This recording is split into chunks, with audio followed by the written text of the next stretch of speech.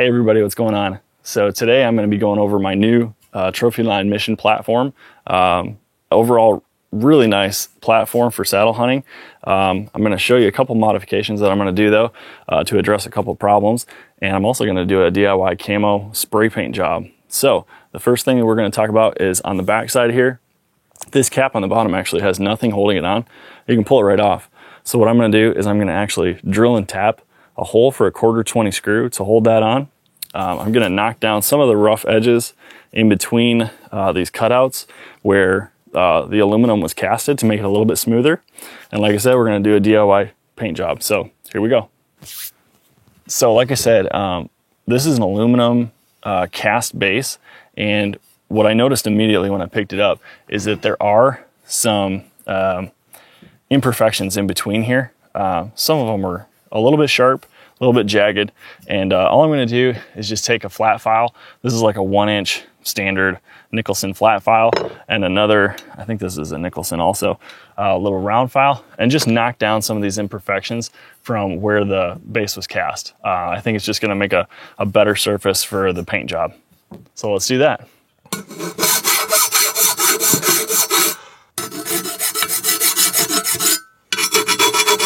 All right, so here we are.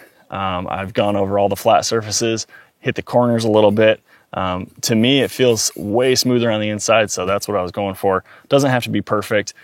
It's just gonna have some spray paint put on it. So move on to the next step and we'll tear this thing down and get it ready to do the drilling and tapping here and then the paint job. So disassembly is gonna be pretty easy. Down here on the bottom, these are just 1/2 inch socket and wrench set, and for the Versa button here, that's going to be a 7/16. So get yourself a socket and a wrench, and you can just pop those out.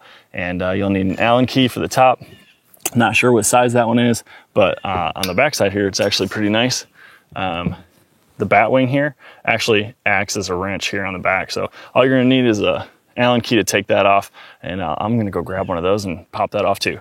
This is actually a 3/16 socket here, so I'm going to show you how easy this is. Like I said, on the back side, the bat wing acts as your wrench, so you should be able to just pull this thing off. Don't lose anything as you do this. That would not be good. Okay, so here's bat wing is off. Pull this out. Make sure you put those back together and just keep them in a safe place. All right, so that's off. The cap of this actually just pulls right off.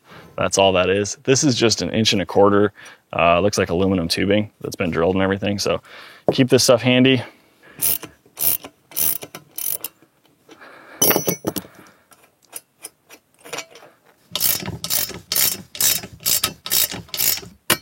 Okay, there we go.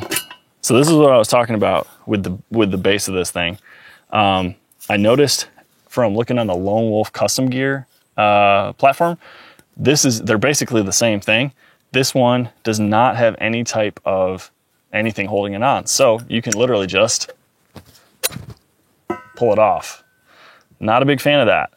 So what I'm going to do is, and you can see, like I said, I got this used, and there was a bunch of moisture down in there. It's actually wet on the inside still. You can see all the moisture here on the outside there. Not a big fan of that. So what I'm going to do is I'm going to replicate the Lone Wolf base here, and I'm just going to drill and tap and run probably a 1/4 20 bolt down in there just to hold it. I considered doing just a pop rivet, but I like the idea of being able to take it apart if I need to. So this will work great because we can pull that out, don't lose anything, and everything here is going to get camo paint job today. Oh, and I guess last thing, you probably don't need to take it out. I'm going to pull this just so that when I go to paint, it'll be good. So we're going to have is it 3/16 again? Yep, so 3/16 Allen key on the button side. And then I'm going to guess it's going to be, yeah, we'll go with that. 1/2 inch. I really like the fact that they put fine thread hardware in here. That's a nice touch. Okay. All right, here comes the fun part. So here's the piece here on the bottom that we're going to tap. Like I said, it just pulls off. Don't like that. The way I'm going to mark this is I'm just going to take a straight edge, like a little ruler here, And I'm gonna go from corner to corner as close as I can. Doesn't have to be perfect. And I'm just gonna mark it. There we go. Mark it with a white mark there. Do the same thing going this way. You could do this, you know, you could measure it a different way, however, but that's gonna get us pretty close. So that right there, that's gonna be our center point, basically. Just so you know, I'm gonna do this with good old DeWalt drill, just for the fact that not everybody has a drill press. I am gonna be using this. This is basically a hand tap that allows you to make a tap perfectly square. So I'm gonna use that because I spent money on it and I like it. But you could obviously use one of these as like an Irwin hand tap. You could do that for sure too. To keep this flat as I drill, you can see that the pipe is obviously not flat. What I found is good old iPhone or Apple dongle here is like the perfect size. So what I'm gonna do, just to offset it and keep it fairly flat, what I'm gonna do is just tape that thing on there, real crude like. And that's gonna give me something decently flat to drill down into. I'm gonna start by just putting a center punch mark right here, just lightly. I'm gonna use a 1/4 screw. This is probably not what I'm gonna use in the end. I'm gonna get a button head for it, but I did have this laying around, so I'm gonna check it. So the idea is we're gonna drill through the plastic and we're gonna use just the tip of the drill to mark where we're actually gonna drill through with the smaller drill bit for the drill and tap. We don't wanna drill into the aluminum, just far enough into the plastic where it marks our center point. Try to keep it straight up and down as best you can. It's walking a little bit, that's okay. Like I said, it's not a big deal. If I was doing this with a drill press, it would work a lot better, but I'm just showing you, you can do this in your home with the stuff you have. Okay, I can see aluminum coming up. I'm through the plastic. I'm gonna pull that cap off. Now, just so I can keep it square, I'm gonna take this off. Now that that's through, I can hand hold this and go the rest of the way through with my quarter inch bit here. Now we got our hole here, 1/4 bolt, goes right in.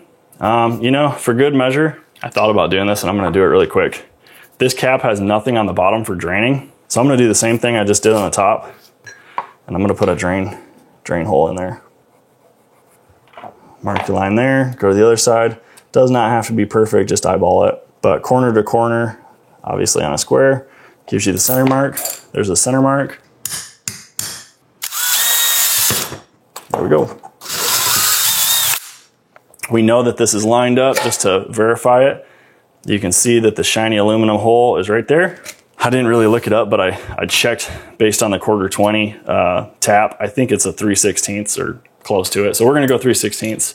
So as long as you stay in that hole that you marked, you should be good. This is that deal where if you have a drill press, use the drill press probably. You do not want this hole to walk. Bingo. If you're wondering what this is made by Flexbar, Flexbar, made in USA. They are not cheap. Okay, so now I've got my 1/4. People are gonna not be happy about this, but I'm just gonna run with it. I'm not gonna put cutting fluid on it. We're going to run this tap in here, nice and square, nice and straight. Yeah, it's gonna work great. Essentially, I'm just gonna get this 1/4 tap going, back it out every once in a while so I don't break the tap or strip the hole. So like I said, I'm doing this with the tools I have at my house. You could probably do a much better job with a drill press and vise and all that good stuff. I'm just doing it like this to prove that it can be done with just regular hand tools. I think we're through. I'm gonna cross my fingers and hope I didn't just destroy that thread. Feels like it's through. Feels like it's holding. Yeah, there we go. So 1/4 thread, not a lot, you know. It's only an 1/8 of an inch, and it's not perfectly centered. I think my My drilled hole, my original hole through the plastic did walk, which is a bummer, you know, whatever. But for the sake of YouTube and the hunting community, don't let it be a hindrance. Just go do it. You can do this modification. It's not too bad. Nice. So definitely not centered. My OCD is going to hate that, but whatever.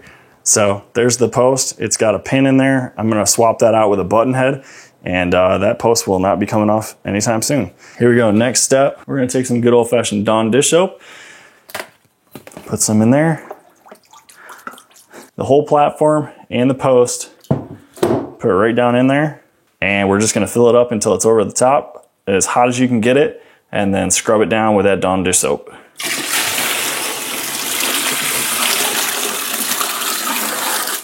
Okay, now I'm back with a third bucket of water to fill this thing over the top. So for the paint job, I'm going to use sponges and spray paint.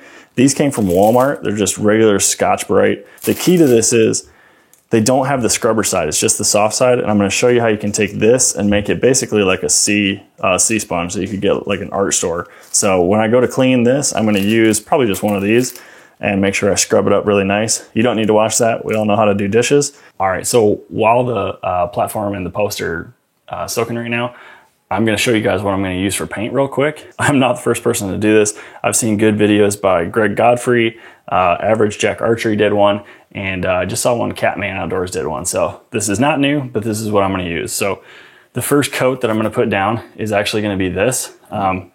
It's Rust-Oleum Automotive Primer. Luckily, it actually comes in a gray color, which is nice. So I'm probably gonna put one, maybe two coats of this down before I put paint. But the key to this is you wanna only wait 20 or 30 minutes. When you put this on, wait 20 minutes, put the next light coat over top, and then 20 minutes after that, you can move on to the paint. These are all actually, they're Rust-Oleum camo paint. They're flat, which is really nice, and they come in a variety of colors here. I'd break them down into like basically 3 sections.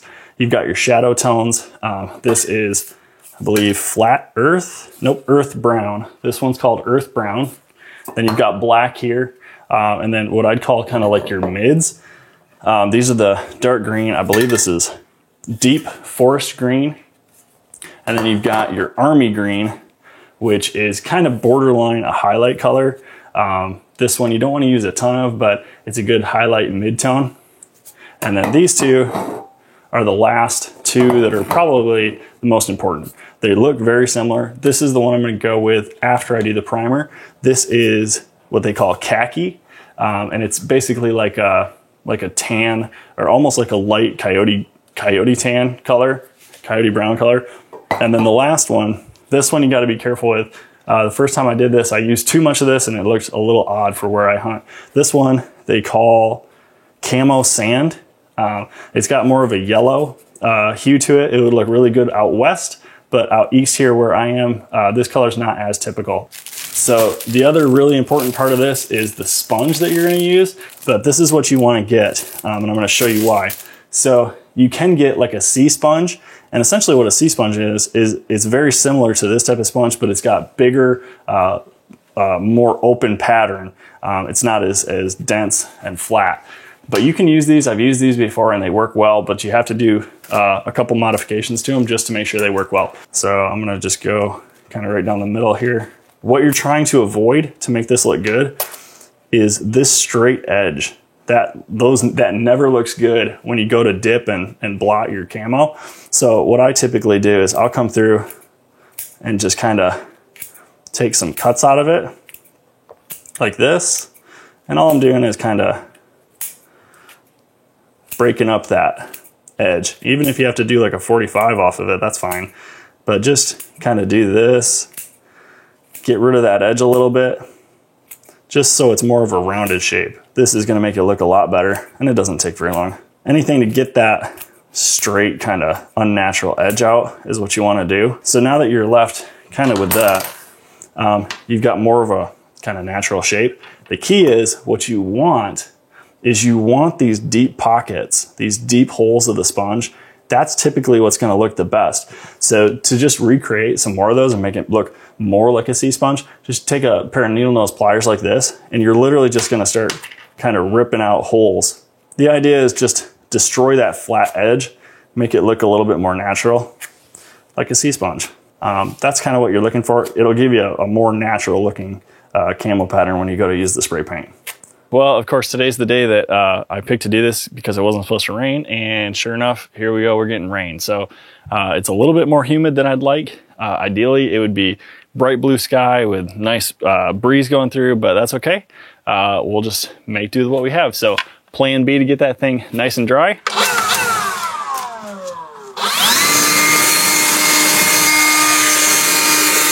Okay, so the last thing that I should note is there's a couple surfaces down inside the main part of the platform here that are machined and they're very shiny. I did put blue painter's tape over those before I do the priming or the major paint coats, because I don't want that to get bogged down. That's where the black plastic part locks into the base there. So that is covered with blue tape. All right, so first coat, keep it moving. Don't stay in one spot too long. The key is go up and then go down and come from the other side to make it the best coating. It's looking pretty good already. That gray is hard to see. Do this one while I'm here.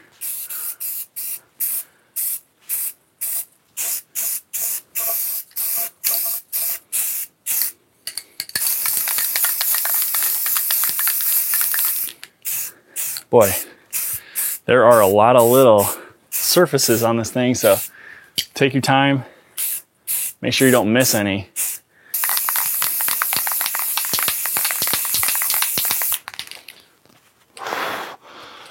Ooh, don't get on the lens. I'm gonna put a little more than on the back on the front here, because that's where you're gonna get a lot of, obviously, boot wear. Okay, that's probably good for coat one. So this is the gray primer. And that's the first coat. I'm not gonna put a full second coat of primer on this. I think it's looking pretty good, but I am gonna dust it one more time just from the top and the bottom more, just to make sure that those oddball sides are covered. So we're gonna do that right now.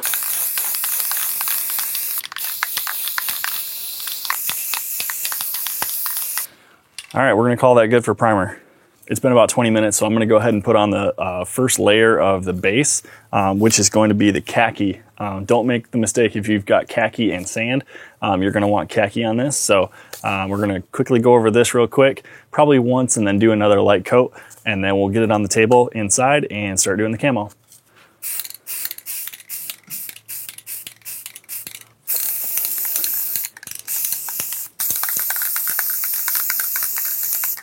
It's already looking really nice.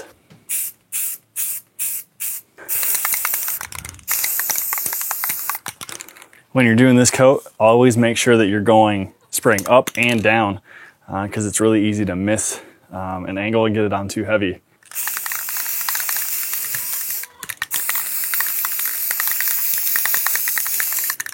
It's looking really good, and I don't think I missed any spots, but I'm gonna use a light here. Those colors are so close that it's kind of hard to see if I did miss any. Now's the time to do it if you need to catch a missed spot. Don't really want to wait until it's too late when the paint gets kind of weird. All right, here we go. Okay, so here we are. This is the state it's in right now. This is the khaki spray paint. It has dried for a while. I think it's pretty well dried all over the place. I actually ran into town. It dried for about 2 hours, and you can see here it's still got the painter's tape on. I'm gonna leave that on through this whole process, but I did get a 1/4 button head screw to go in there. And in full transparency, my OCD got the best of me, and I re-drill and tapped that hole on the opposite side. I'll show you. But now it's centered and it looks much better. I'm gonna start with this guy. Which one was this? Earth Brown. So I'm gonna take this and I'm gonna use like a little Dixie cup for each one. And I've got the sponges that I prepped earlier, and we're gonna start with the shadow layer or the dark tones. This is pretty simple. I mean, it's straightforward. All you do is take this, spray some down into here, and dab the sponge and just go over where you want. So the key with the shadows is you wanna use the flat side of the sponge, because essentially a shadow is going to be a dark area, whereas a highlight with like the sand or the army green color, we're going to use the short edge more and kind of do some roll on stuff. So when you do the shadows, use the larger spot, and realistically, it's not necessarily what's on the very bottom that's important, but it's actually like what's on this side. So the deer are realistically going to see this from like a 45-degree angle. So we're going to focus on the flats, not as much on the bottom, and the top's really not that important. So all we're going to do here is start. We're going to get the sponge with some paint on it, and I'm going to start in one of the corners. So you can see that I'm actually trying to get down in, and I'm not too worried about it being perfect by any means. And don't worry if it smears. It is what it is. But the key is really what you're doing. You don't want to create just a solid dark color. You want to break up the khaki. So don't put too much all on. Go little bits at a time.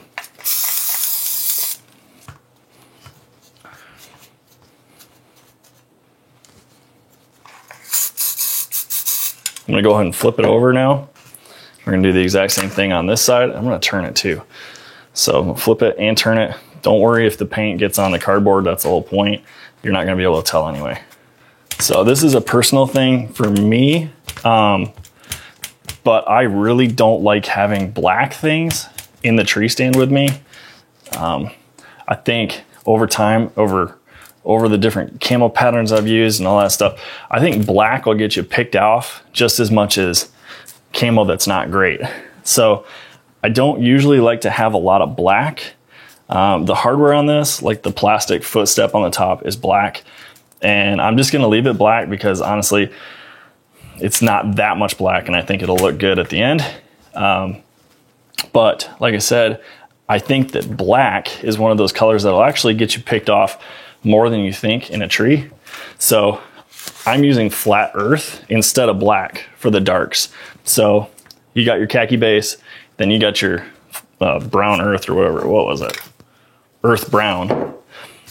And the idea is, if you're gonna put black on, put it on very last, just for a little bit more contrast. But to my eye, that looks pretty good. I think I've got almost all the surfaces, so you don't really have a solid khaki surface anywhere. So as of right now, here's where we're at. So that's the bottom side. That is the top side. Now I'm gonna grab the post. All right, so I got the post. I'm gonna put a little tiny bit more. I see a couple spots here. I think that's looking really good. Really, I mean, this technique, if you know what natural camo is, natural camo gear, I can't remember what they're actually called now. This looks very similar to that pattern, just that you would buy like from the store. So that to me is looking good. I'm looking at it from the side. That looks good. Okay, so now I'm gonna do the exact same thing with the post. And like I said, full transparency, this was the first hole I drilled to put that little plastic cap on, and it was barely off.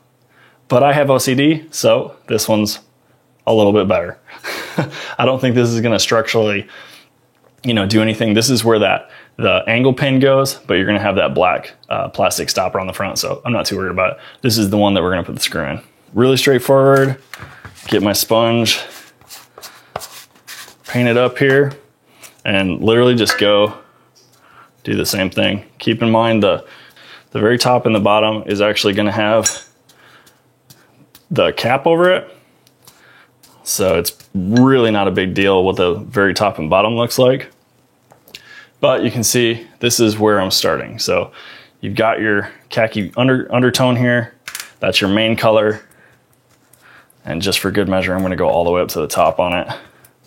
But make sure you get all the sides. What you don't wanna have is you don't wanna have a big solid khaki color bar sticking out. That kind of defeats the purpose. So I'm gonna say that is good for the bar for right now. Then the very next color we're gonna go to is slightly lighter. And this one is, which one's this one? This one is the dark forest green. And honestly, I don't have very much of this. This is just gonna be put on much less densely and more sporadically, just to add a little bit of a green color tone to it. I'm gonna flip it over now. Don't worry about touching it. That's looking really nice. Kind of look at it from this angle here. Just kind of get some in the, oh, I missed a big spot there. Okay. Okay, so that's my base right there. I don't want to do any more because you can kind of see now that it's looking more one solid color, and you want to avoid that. All right, so we'll knock the post out here. And like I said, this is the whole thing, is like, this is just for color hue. Don't go crazy with it. So that looks good. Yeah, that looks good. Okay, set that off to the side. I'm gonna do just a little bit of highlight with this one. This is your army green. One thing I'm gonna do is just check the top and the sides. It's looking really good. Yeah, we're good. Coverage everywhere. Looks nice. Okay. So at this point, I mean, realistically, this army green is, the army green and the sand are just like kind of to show off with. Tell you the truth, you could stop right here, put it back together, and it's gonna look great. Okay, here's your army green. And like I said, we're gonna use the long edge on this, and be careful.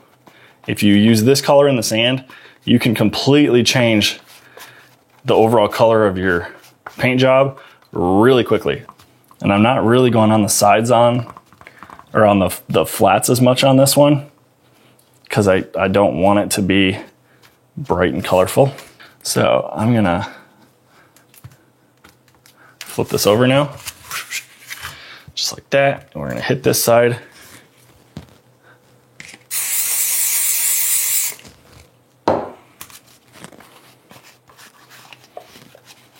It doesn't take very much to do this, like in terms of the spray paint.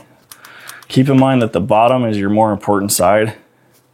It's the side, like if there are deer looking at you. I mean, let's be realistic. If a deer doesn't see you, like me being a 6'3" grown man in a tree, I mean, what are the odds that it's gonna catch you based on your tree stand, you know, or your platform?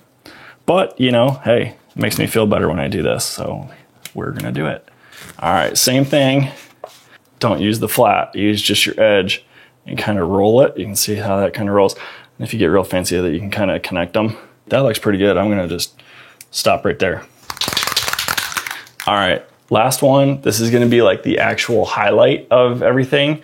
Be super careful putting this one on. This one will get bright and not natural in a hurry, but it looks really nice. So here's camo sand. Find a good spot on the sponge that's producing the look that you want, and just roll with it. That's looking good to my eye anyway. Don't want to go too much, maybe a little bit in there. Doing my best to keep it even, or not like overly saturated in one spot.